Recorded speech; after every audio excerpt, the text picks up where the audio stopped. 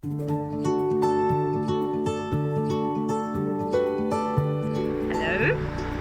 We are starting our journey today down to Deep Cut. Handbags at dawn this morning because we were all floating this morning waiting to come up here when they opened at 9 o'clock, and a boat that had been following us yesterday came up and went past all of us, and they're stuck in the next lock now. There's sort of karma in that. Anyway, we're stuck in this lock. We can't put any water in until they've fished that boat out of the lock in front of us. So it looks like today is going to continue much like yesterday. Going to see what's going on. Whoop.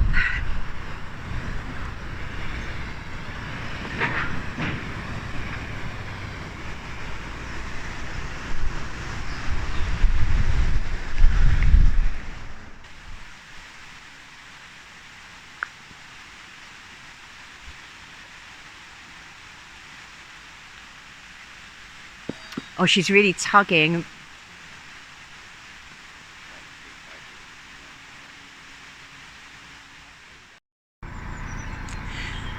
So the first boat has departed.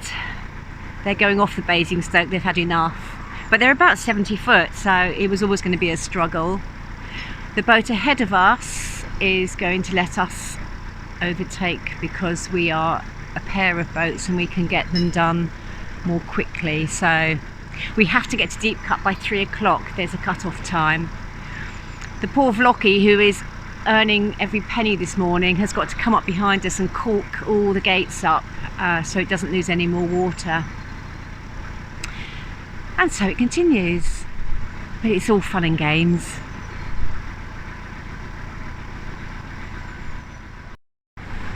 And two sinister characters watch us from the side.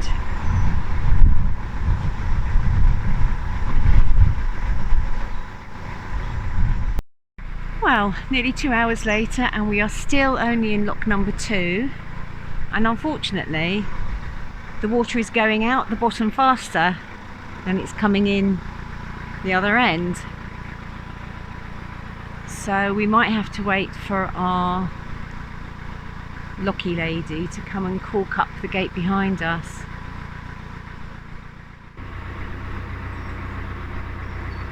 Well, we've gone through the 3 Brookwood locks. There's about a mile to the Deep Cut set, and the boat in front of us appears to be across the canal.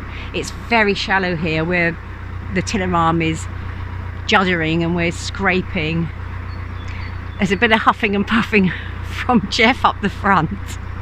We've been trying to get past this boat because we're quicker and we can be a bit more efficient, but there's actually nowhere to pass them. So no doubt we're going to have to go down there and bow haul them out.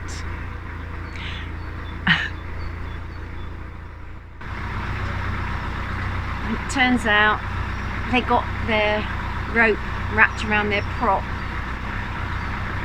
which is a classic rookie error when you leave your rope dangling on the back. So they're having a bit of a day of it, but it does mean that we can overtake and go up the locks, which is a bit of a relief because 2.5 hours and we've done 3 locks.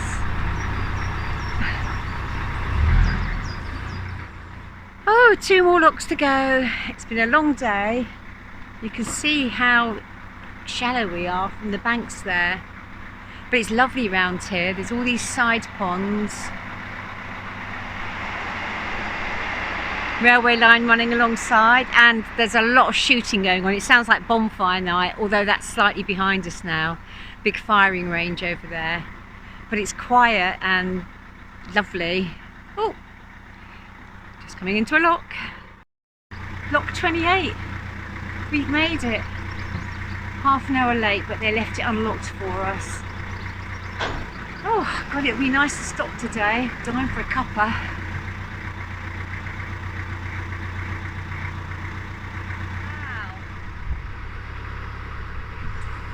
So it's now the next day. Needs a gas mask. And we couldn't figure what was going on. We saw some smoke in the sky to our left, and then as the day went on it got thicker and thicker and the sunlight became very strange. And I went online and found on Twitter that Ash Ranges over to our left is on fire. There's a huge heath fire, and they've told everybody to go indoors and shut the doors and windows, but we can't moor up here on the left and it's too shallow on the right, so we have to keep going.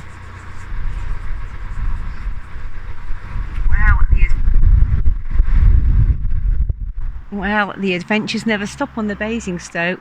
We've now got a bit of machinery across the canal in front of a lock. Now we've got to figure out how to move it.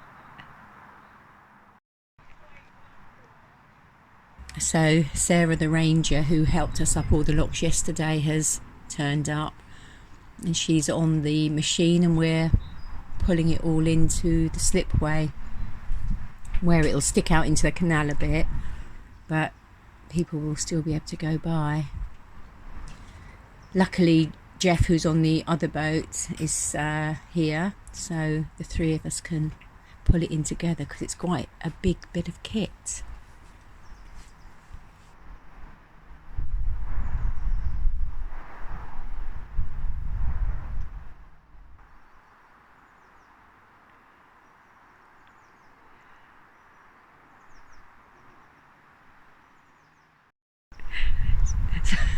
What did you say?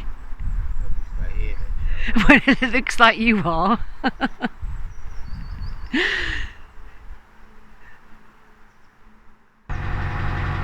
Sunday morning, and we're slowly making our way back to dry dock now, ready for tomorrow morning. We leave Jeff trying to sort out his smoky diesel. Not sure what's happening over there, but we've got to go.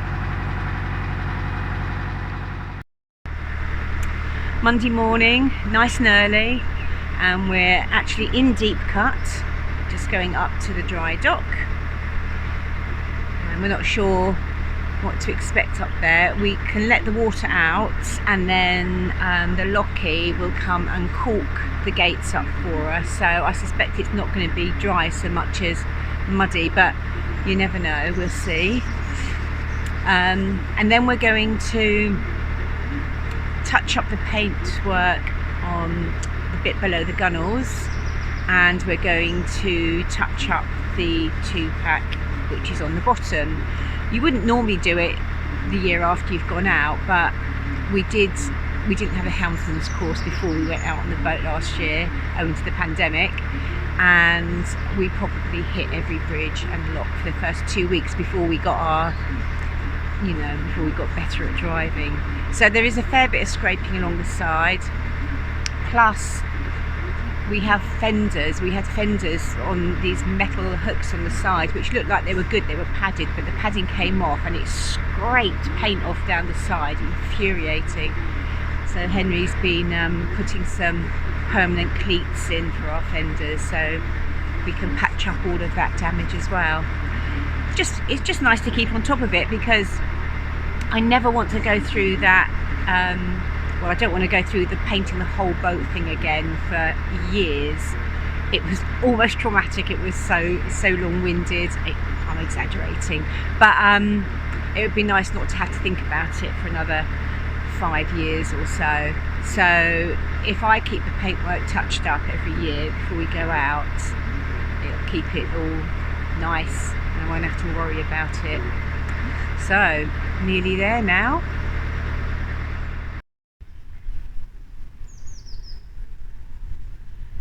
Just round this corner to the left is the dry dock.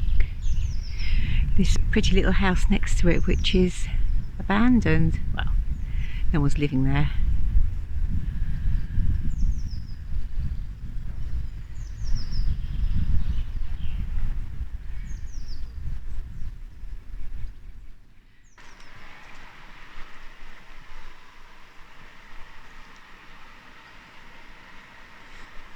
Okay, she's down.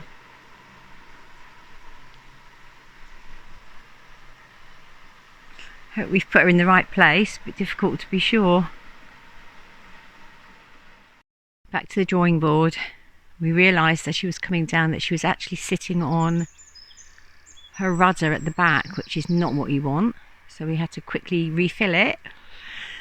And now we're just starting again, lining it up. The trouble is there's a sort of metal grate underneath, or I don't know what it's made of, but we didn't know where that was positioned to start with, so you can't tell until the boat's actually down on it.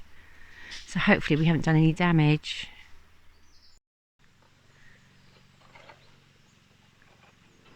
Sarah has caught up with us again, and she's caulking up the lock gates, which basically is gathering a lot of debris and then shoving it into all the gaps to stop the water coming through.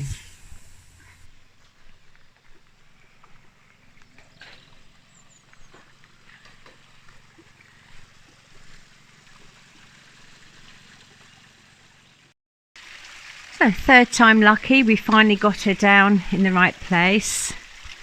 First time it was sitting on the rudder, and then second time it was sitting on that piece there, so we had to move her back. It would have been better with hindsight if we'd have backed her in, because there's a big space up the back, but we'll know that for next time.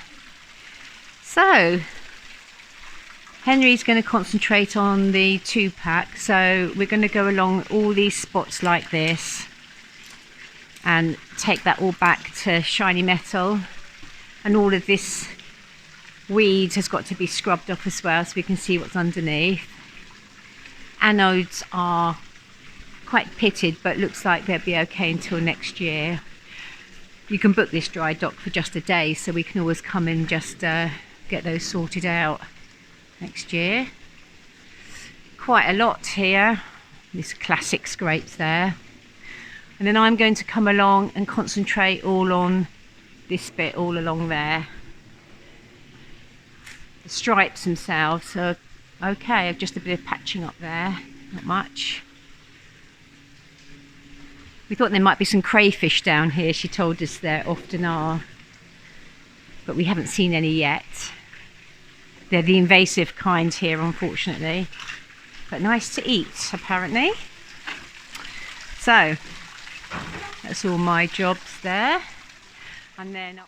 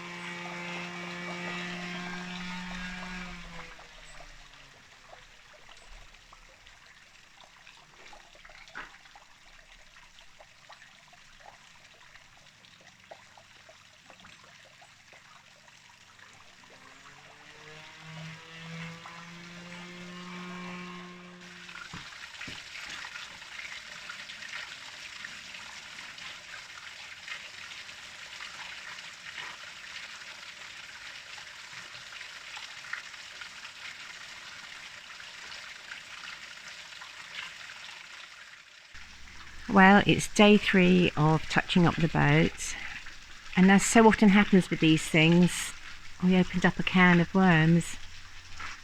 So we started sanding down all the bumps and scrapes, but then we noticed in certain places the 2-part was coming off in great big strips. We've got a big one there and a big one down where Henry is sanding, and a big one on the other side of the boat, and we could have gone on taking it off. We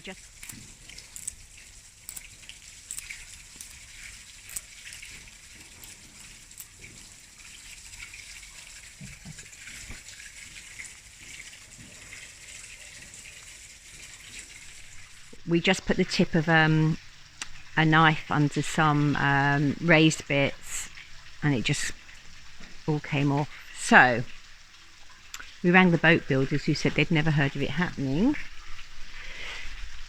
but it looked to us like a case of poor adhesion, because the metal underneath wasn't rusty at all. It was pure shiny metal, So yesterday we rang a couple of boat yards, and it turns out that it is a known issue, and it happens when you haven't had the boat shock blasted, which we didn't, because it was quite a lot of money to crane it out, crane it back in and get it grip blasted. But we've decided now that we're going to have it grip blasted, so it's very expensive. We're going to book into one of 2 boat yards that we spoke to yesterday and book it in for next year. So today we are going to put on a first coat of Jotun on all of this. So we're going to work together because it's got a 10-minute working time. So Henry will be mixing up small amounts and I'll be layering it on. And then tomorrow we can get a second coat on, and then the day after it'll have to go out back into the canal. So it's not really long enough to cure. This whole thing obviously is taking longer than we thought, but it'll do until we can get it up to boatyard at the beginning of next year. The top's gone well. I've put a second coat of undercoat on all the patches. That's what we're doing all along here, and I've been using a little art brush from Smith's, some nice flat edged art brushes which puts the paint exactly where you want it, and then all we've got to do is do a fine sand and give 1 or 2 coats over the whole lot at the end. So that's gone fine. So onwards. We're just getting ourselves set up to go with the Jotun. You have the Jotun there, you have the catalyst there, and then you have thinners there to make it more flowing. And I use tin foil in the paint tray so I can keep changing it over if I need to, rather than waste the plastic paint trays. I don't know yet if I'm going to roller it or brush it on. Some of the patches are quite small, and the roller doesn't always go in the right places, even though it's a tiny one. I've just been using this weeny one here, but I've got some brushes as well. I might have to sacrifice a Purdy brush, which I don't think is going to clean up very well afterwards. We'll see. So yeah, we're going to work together and just go around the boat, see how it goes on.